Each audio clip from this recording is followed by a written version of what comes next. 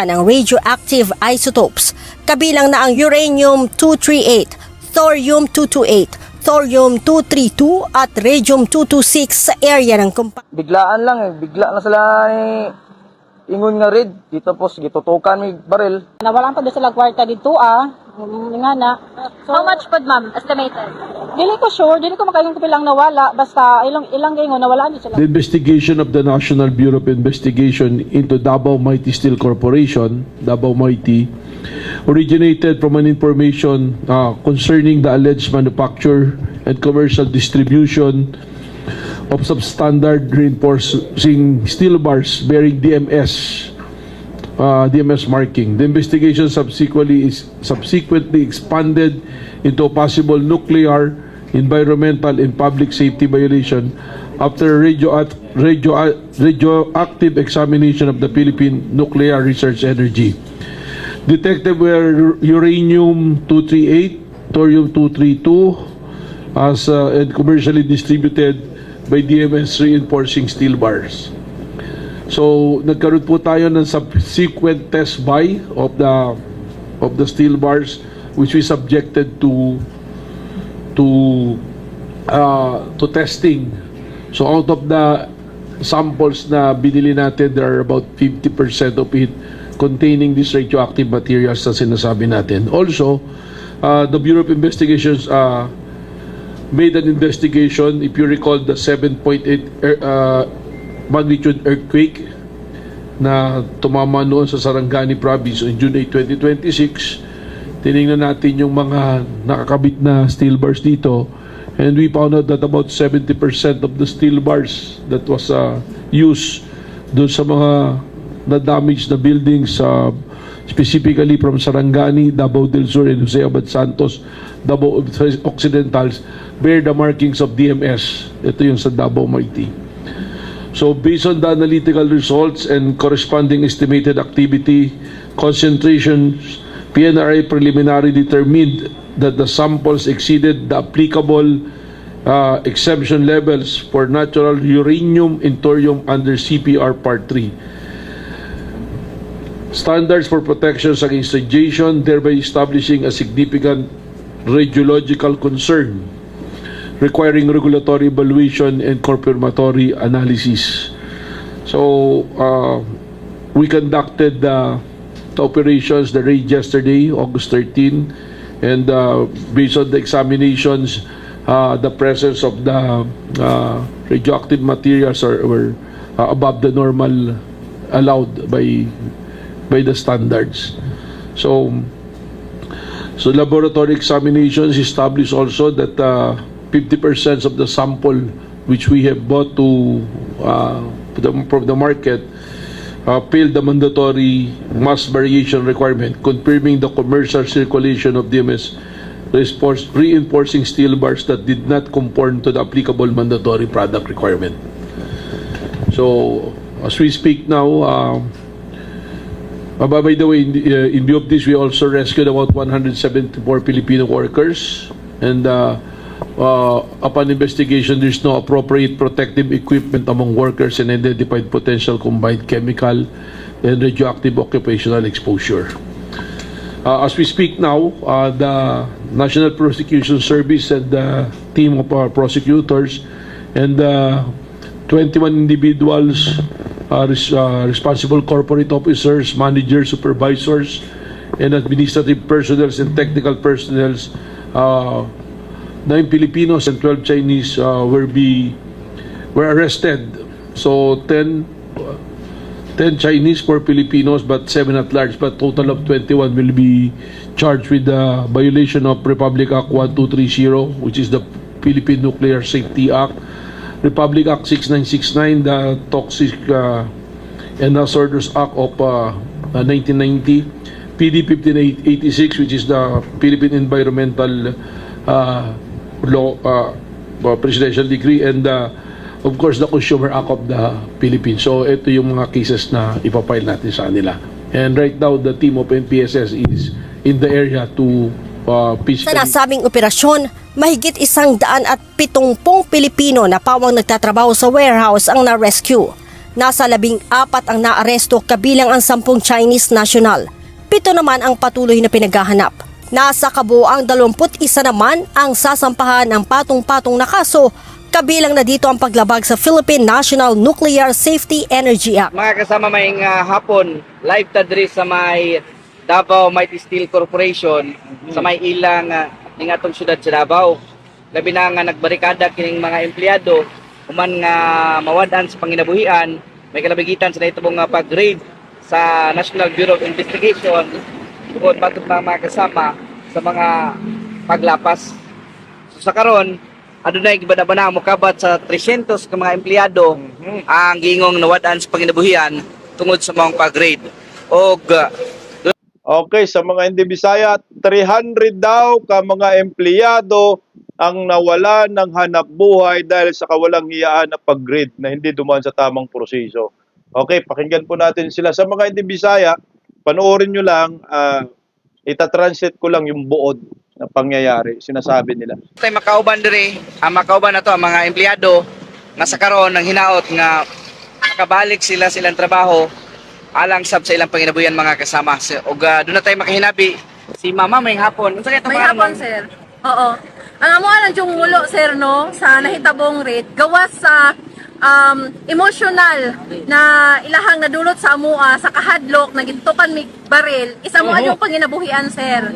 Oh, dili may basta-basta na pag mawad na mig trabaho, makakita agad mig trabaho. Dili hingon ana o pang long term ang amo ang ginapangayo. Dili lang ang sahod na nadili namo within 15 days, dili lang kana amo ginahabol kundi long term.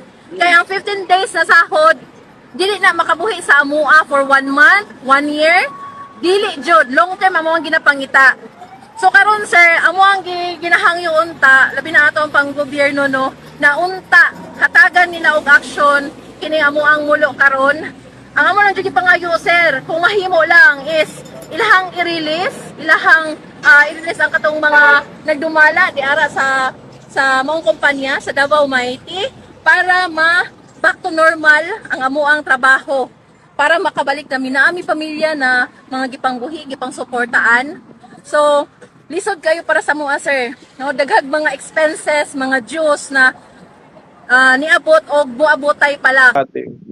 Sa kanailang ginaano sir, base sa warrant nila na ilang ginaingon about radioactive, tanan employees sir, ato na time nag-scan nila is nag-negative sa radioactive. Pot pasabot, wala okay mi. Pag moingon ta, pila ka years na ay na 10 years. 5 years, 7, 8, 10 years and so on. Okay ang panglawas kaloy sa Ginoo, kaloy ang tao sa Ginoo. So, mo question me nga no. Oo. Nga nung mahitabo ang pag-rate. So pila gyud mo kabuk mga empleyado karon ma'am nga Dili ko makahatag sa exact sir, pero estimated is 300 ka inspection first. Aba, wala nag-inspection, na dayon violation. Aba, questionable. Wala inspection, wala demand letter, na dayon violation. Karon sir, sige siya pangutana, pero ginapa-feel nila sa mga sir. Ako personally sir, kusog jud kumutanaw kung unsa jud ang kalidad sa tao no. Naisa ka NBI sir, for example si ma'am ang naga-question, ginaala niya, sir, ano ba? Ginapaano niya? Ya, usa ang feeling namo ato sir. Gikan pa mi gitutukan, kol ba kayo mi? Para sa ako sir no paganaon, profit na to para sa tuwa, sa kuha ba? Oh, nausa ba na? Sir, hilom na? Oh, ayaw na istorya, ayaw na pangutana. Ano ba ang gusto niyang ipaano? So, mo to siya sir, mo to ako mga nabantayan. So, ako na yun, iingon ako mga nabantayan ha. Ipasahan di kuwara, takot ato. Samari lang to na about radioactive daw. After atong ipagawas mi, maliban sa mga nagdumala. kung sila mga bakal nga mag Mo nang naay mga nawantan, mga cash, mga gamit nila. So, kung radioactive lang ay ang anuhan, sir, anong kailangan pa isa-isahon? Kung ang area raman ay ang ilahang kuanan.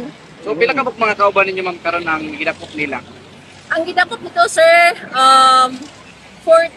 Mo to ang last update ko gahapon. Yes, gabi 14 ko katao. Ang naali ato. Ang inyong panawagan karon ma'am sa NBI o sa gobyerno. ang panawagan din namo is isa lang jud. Mahuman ni na unta marilis sila, mabuyan sila o mabalik sa normal ang operation sa maong planta. Kay para makabalik na in taon mi sa muang pagpanarbako. Kini ako mga kaubanan, voluntaryo ni kay kami naapektuhan. Kaya ang media na ilahang ginapasunod lang dito, Sir Jory, inaharapod, ikan Maynila, which is bias, gibayasan jud mi. Kaliman pa man kanay, ibutang dito na, nailigtas, pila ka 100 na rescue daw, pila ka 100 na tao. O siyang klaseng rescue, ang klase na rescue nila sa mua, na wala mi pagkaon, nawadaan mi panginabuhi, mo na yung rescue na ilang ikuan. Kung yun ang definition sa ilang rescue, sir, ambot lang.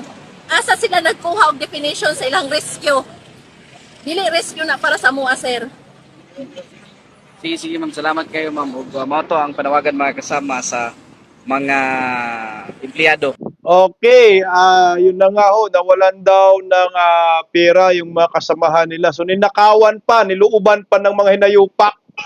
Bantay sa lakay pala itong operatiba ni Matibag.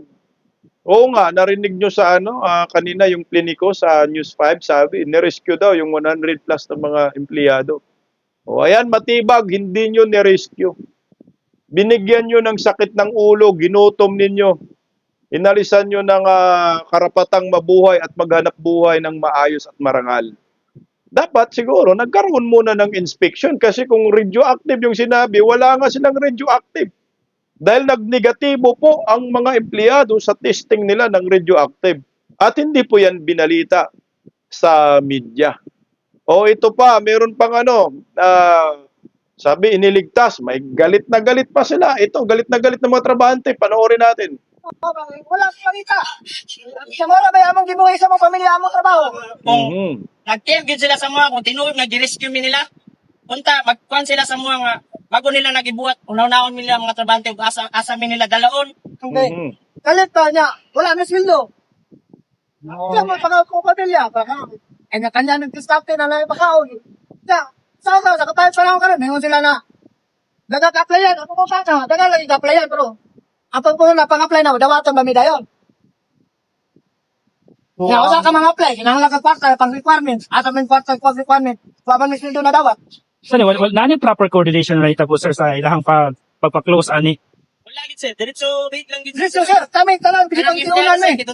Mura ganang o kanang nag-grade sila o kanang mga kriminal gani na trabahante man tami. Kaya ni kriminal wa ni armas. Kaya ang Ayan na, maliwanag. Tinutukan daw sila ng mga barel, ng mga tuta ni Matibag. Naku, Matibag, pagkatapos ng termino mo, ang dami mong kaso. Ang dami mong atraso sa taong bayang hinayu.